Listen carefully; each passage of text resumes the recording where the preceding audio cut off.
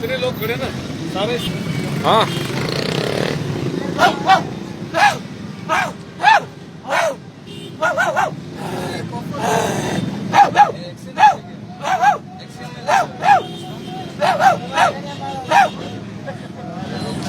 क्या बात है भाई, क्यों आप कुत्ता बन गए, क्या चक्कर है?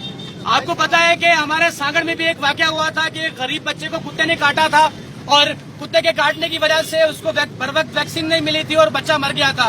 वैसा ही सेम वाकया एक शिकारपुर में भी पेश आया है, जिसमें एक मासूम बच्चा, उसकी माँ उसको पहले हॉस्पिटल में, फिर डीएचक्यू और फिर कमिश्नर के ऑफिस के बाहर लेके बैठी रही है। वो बच्चा जो है वो तड़प तड़प के मर गया, लेकिन हमारे जो आला अख्तियारात हैं उनके सर पे जूं तक नहीं रही थी। हमारे बच्चे यूं ही मरते रहेंगे। जिस तरह मुझे इन्होंने खींचा हुआ वैसे इन कुत्तों को बल्दियात वाले खींचे। हमारे चेयरमैन साहब क्या कर रहे हैं? हमारे बच्चे यहाँ पर मर रहे हैं और हमारे यहाँ पे औरतें मर रही हैं। एक भील औरत मर गई जिसको कराची भेजा गया था।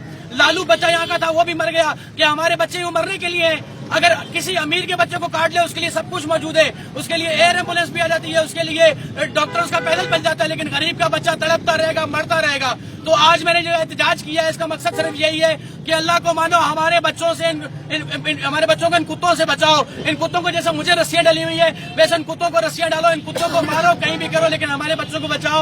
और हमारे जो हॉस्पिटल है उनके अंदर वैक्सीन दो, ताकि अगर खुदा ना खासा कोई कुत्ता काट दे कम से कम उसको वैक्सीन तो लग जाए, कोई बच्चा तो बच जाए, वरना हम यूं ही मरते रहेंगे हमेशा। क्या जरूरत